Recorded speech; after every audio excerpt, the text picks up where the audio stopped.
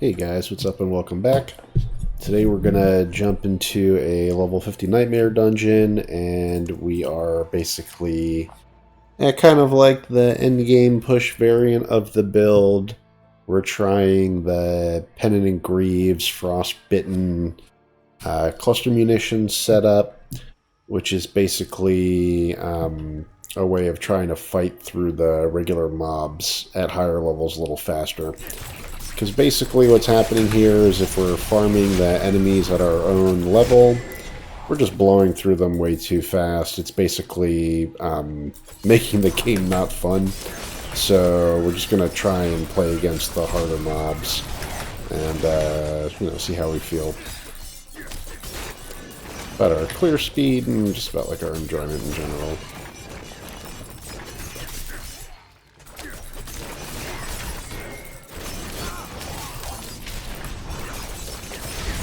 It's nice when they can actually kill you, you know?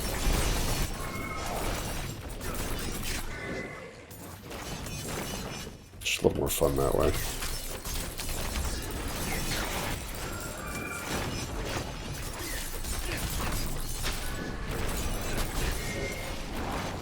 I also feel like we're getting more XP. Got like 2 Paragon points the last dungeon, which is pretty good.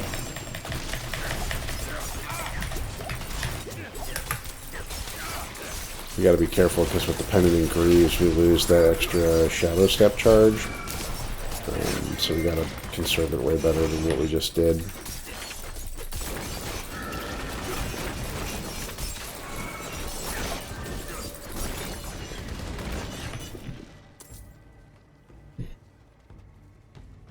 I'm considering running the new Temerity. I've got one of the post-patch Temerities that scales off of max life and has max life on it. We would lose a bunch of damage reduction. Our current pants have total armor, straight DR, but like a good roll of it, 10% damage reduction, total armor, and max life. So basically we would be trading that out for max life and barrier. I don't know if that's better or not.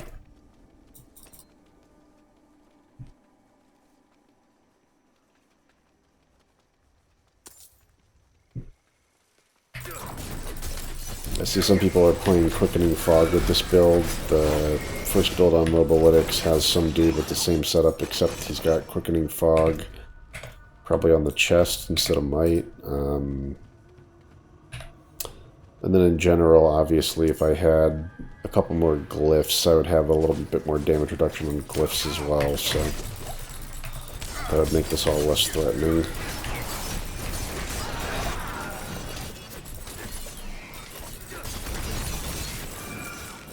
So kill speed isn't a problem, you can just use a little more defense.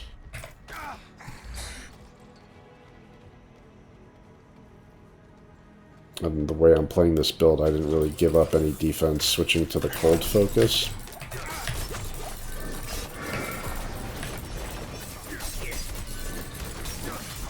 If anything, I gave up a little offense by doing the swap that I did. So I had Edge Masters on gloves and Corruption on ring.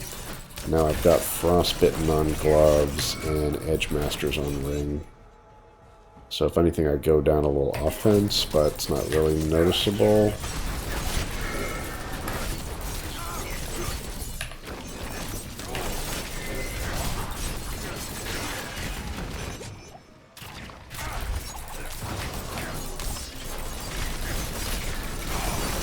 So I gotta be careful there. I spent my Shadow Step way too early to engage in the fight. Shouldn't have done that.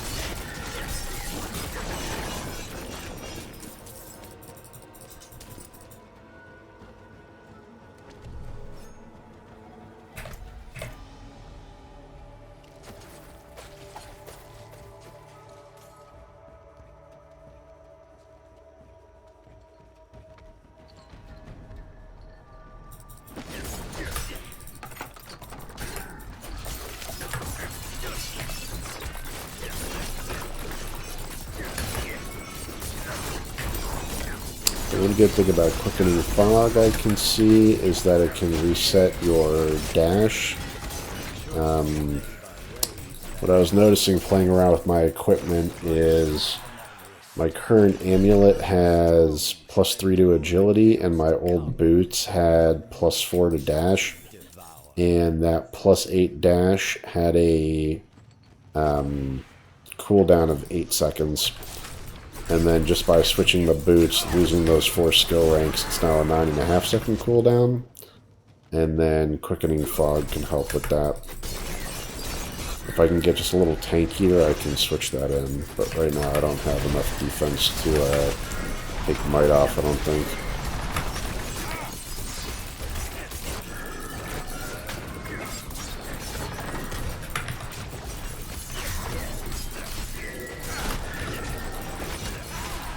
And then we also lose the extra dodge charges on boots, which is kind of annoying too, actually.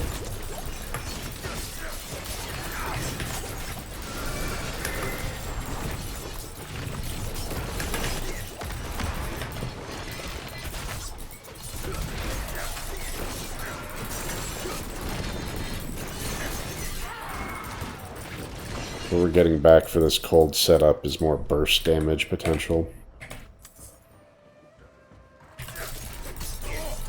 Even on the bosses, if we stagger them. Although, you know, maybe switching back to poison is better. I don't know. That's kind of the fun of the imbuements, is we've been playing with all the different combinations. This is more of like the cold-focused version.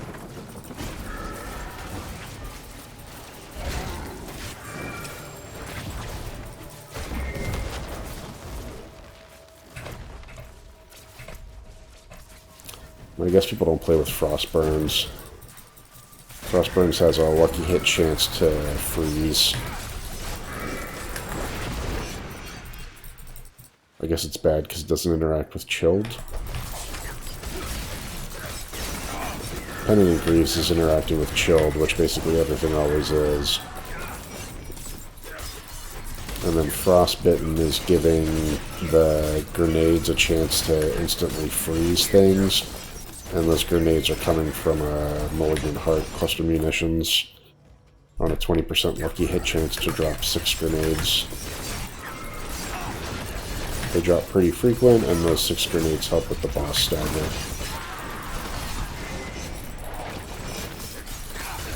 And then adding Quickening Fog to enhance dashing. Not only does Quickening Fog reduce the dash CDR, but the main reason is it adds grenades to dash also. So that's why it makes sense to add it into this build, because it's going to reduce dash's CDR and it's going to give us more grenades to trigger Frostbitten.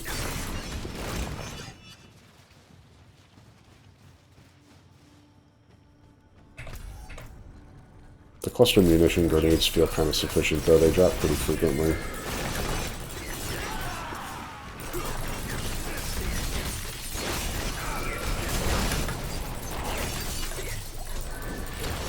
I've got a lot of extra lucky hit chance on my gear, so I might as well use it.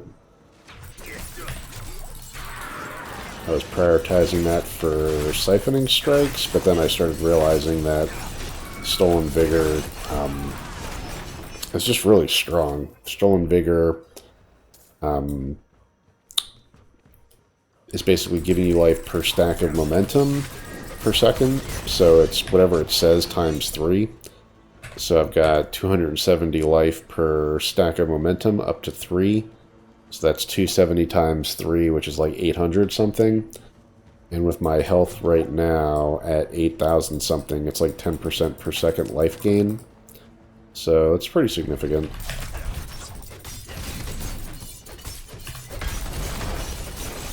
Alright, we're just trying to keep an eye on the combo meter.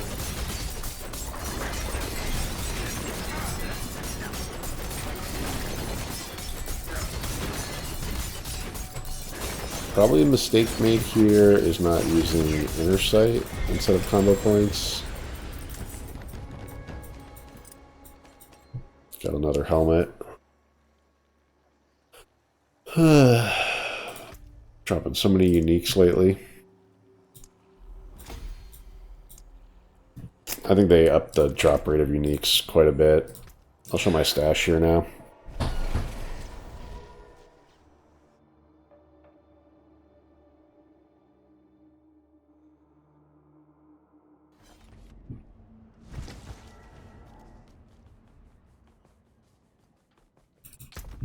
So I'm at a point where I have at least one of each, non-Uber unique, obviously. Right, so for Rogue, that's the helmet. The helmet has lucky hit against CC'd. I mean, that could be cool, I guess. This is competing with Stolen Vigor, and this helmet would ideally have total armor on it. So it would be like CDR max life total armor, and then one of our defensive aspects versus a helmet that's got CDR and increased lucky hit chance. Don't think that's worth it. Razor Plate obviously has a lot of thorns. I just saw on YouTube today a thorns build for Rogue, actually, which was kind of cool, which was playing with Sky Hunter. I was playing with Wind Force. No, I was playing with Sky Hunter. So basically this dude set it up so that the unique ability here, the first damage you deal to an enemy is guaranteed to crit. He came up with a build that could actually critical with thorns, which was cool. And then the 3 bows, you have Wind Force, Eagle Horn, Sky Hunter. I've got an ancestral version of all those. The 2 daggers, Ashira, which is the attack speed dagger, and then Condemnation, which is the combo points dagger. And then we've got Frost Burns, which can freeze enemies. And then, you know, this doesn't do anything else other than freeze them, so that's not that great. Grasp of Shadow, which with its +2 ranks of all core skills might be cool in the dual core setup of Flurry Rapid Fire. I could see playing this for the extra skill points. It's got attack speed and vulnerable damage, and ranks of all core skills, which is obviously good. It's missing critical strike chance. Fists of Fate. This one has a good roll, 280 out of 300. Just a bunch of lucky hit effects. I was talking about Temerity earlier. I can see myself trying this instead of the Cheats Pants. The pants max life total armor damage reduction. The damage reduction on those pants is good, 10.3 out of 10.7. A better total armor roll would be nice. And then Udisho had a video today about max life in general, saying that you basically don't need max life on anything other than helmet, and to use the multiplicative max life increments instead, so like rubies and then max life nodes in the Paragon board. Eyes in the Dark, which just has like some weird death trap effect that doesn't seem good based on what people are saying. Mother's Embrace, which nobody gives a shit about. And then Word of Harkon, which was changed in the last patch. They added CDR to this. So this is now basically CDR, imbuement skills, and Rain of Arrows gets all imbuments. So if you want to run the ultimate, you can run with this too. So yeah, I mean, the uniques aren't that good. There's Penitent Greaves, and that's we were running this in the dungeon. The Trail of Frost chills things, and then it deals 9% out of 10% more damage to chilled enemies. So basically, the cold-focused combo here is damage to chilled, and then the Frostbitten aspect. Chilled enemies hit by grenade skills have a chance to freeze, right? So basically, double the chance to freeze with the grenade is double the critical strike chance. So we can just see here, our critical strike chance is 25.2%, and then there's an additional 9% versus with imbuement skills, and then basically in the Paragon board, right? So we have 9% critical strike chance with imbuement, and then there's 12% critical strike chance to enemies that are knocked down, and then there's increased critical strike chance against enemies affected by traps as well, which is available. So those are 3 places where you can get increased critical strike chance on the skill tree. I don't think there's anything in the Paragon board. And then you know, that means that we have to get it from gloves and rings, basically, right? And then we don't count potions, right? So like 15% critical strike chance. Maybe we can craft crappier versions of that, but we don't really consider that. And then the only source of grenades we have is from the Vicious Malignant Heart. So the level 5 version of this heart drops 6 grenades on a 20% lucky hit chance. And then there's an option to do Quickening Fog, and that would replace Might. Quickening Fog going on the chest would give some increased CDR to dash, and then would also be another source of grenades to proc this effect. So, yeah, that's that's like the Frost variant of this. It's basically the push build. We get a lot of our information from Max Roll, specifically from the Wudijo build guide article for this. So let's just bring that up real quick.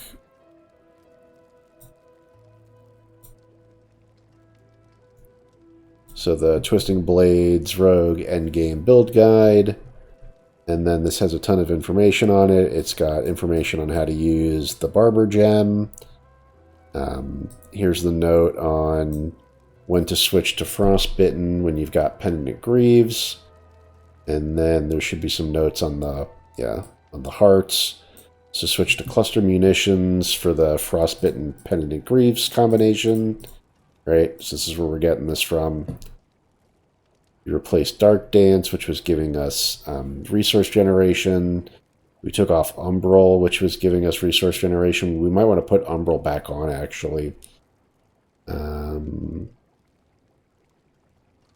he's just got like a bunch of notes on cooldown and resource, talks about Umbral, talks about Ravenous, talks about Shadow, talks about Inner Sight.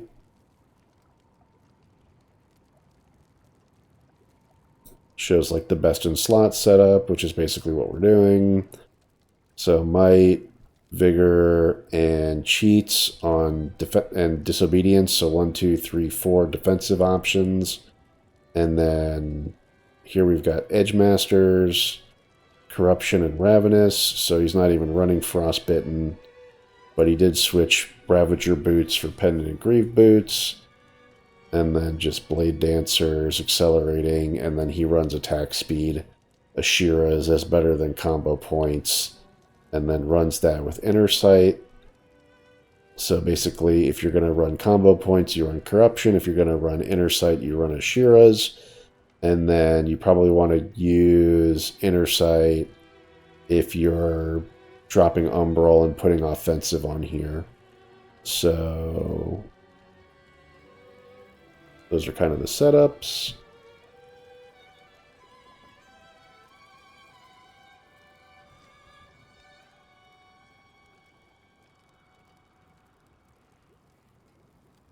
It's kind of like best in slot setups with the stats that you should be looking for on your gear. Adjustments for pushing and speed farming. So like the push variant. This is going to be like a poison variant, right?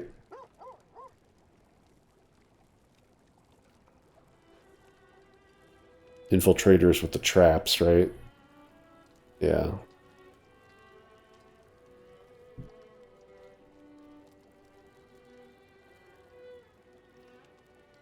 Yeah, so if you run it like this with the traps, which you need concealment to get into stealth, and then you lay traps down. So this is like a pretty cool setup. This is what I figured you would do, is literally switch to... I mean, this is kind of cool because this has like a little bit of...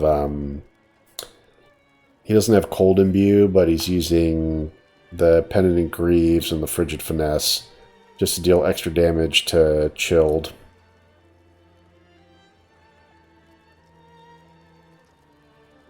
And then Dark Shroud for additional damage reduction. Yeah, that makes sense.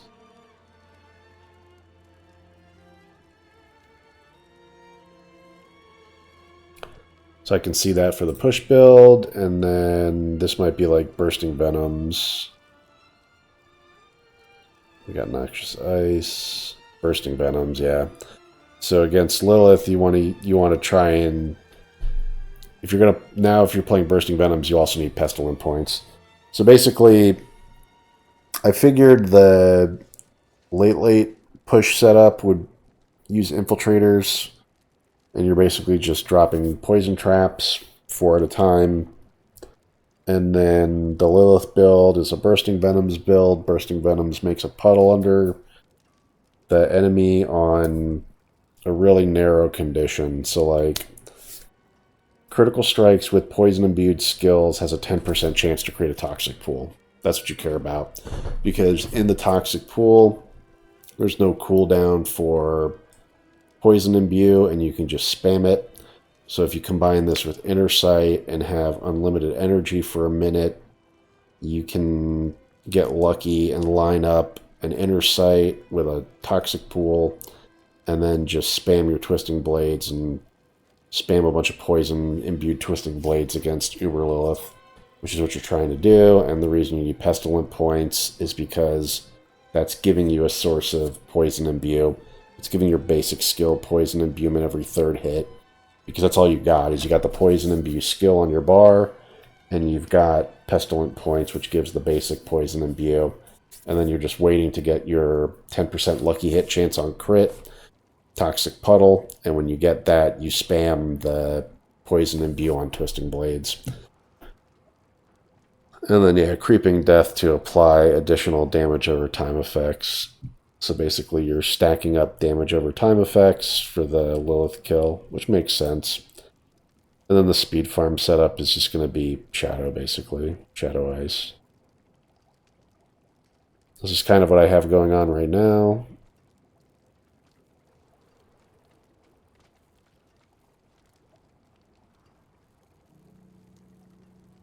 It's a pretty amazing guide, really. It goes so in depth into the different variants and the progression setup. So yeah, I found this really useful once I hit Torment. I haven't like copied the Paragon board yet because I still have a lot of Paragon left to go. I just use my spreadsheets for Paragon. So like I first just looked at the legendary nodes. I'll put this up to 150. I first just read the legendary nodes and pick which ones I think are good. And then after that, I look at the rare nodes and then kind of take a peek at how people line their boards up. But it's, it's pretty obvious which ones you want. Like, obviously you want all the damage, the vulnerable damage, and then damage reduction. So like I've highlighted the best stuff, like defensive stuff, like max life and armor and damage reduction. Obviously good. And then the priority types of damage, so like critical strike damage and vulnerable damage, right? So these are, if I only have 2 boards I'm working with currently, these are the 2 boards that I want. And then I haven't even gone through the rare nodes for all the rest of them. The next board that I would look at is Cheap Shot, because Cheap Shot has 25% increased damage to crowd control enemies. So 5 crowd controlled enemies, and with the cold setup, everything is going to be crowd controlled. So that's a pretty obvious multiplier as well. Tricks of the Trade is just so easy to activate. Just basic skill, core skill, keeps Tricks of the Trade up, so that seems like a no-brainer. And then Exploit Weakness. We were just taking this board no matter what, because we always want the vulnerable damage board. The sources of vulnerable damage are very few and far between. On here, we've also got our rare glyphs. We've got the Malignant Hearts. We didn't put the uniques on here yet. We've got the legendary aspects, and we've got our gear fix guide. And then we also have all our builds on d4builds.gg. So this is like the progression we did. We started with Poison Trap, and then we went Shadow Poison, and then we went Shadow Cold, and then now we're more focused on Cold. And then there's those extra builds that we saw, the Infiltrator setup, and then the Bursting Venom setup. And we've been saving all the aspects to do those kinds of setups. So we're basically gearing up here to actually push our way through to completing all the content, and that's where we're going to basically end our journey with Diablo 4 is after this season, after getting this rogue to 100 and doing Uber Lilith, and then seeing how far we can see if we can push to 100. But I doubt we're even going to push to tier 100. We're probably just going to take the Uber Lilith kill and be satisfied with that. So, all right, guys, thanks for watching. Take care. Have a good one.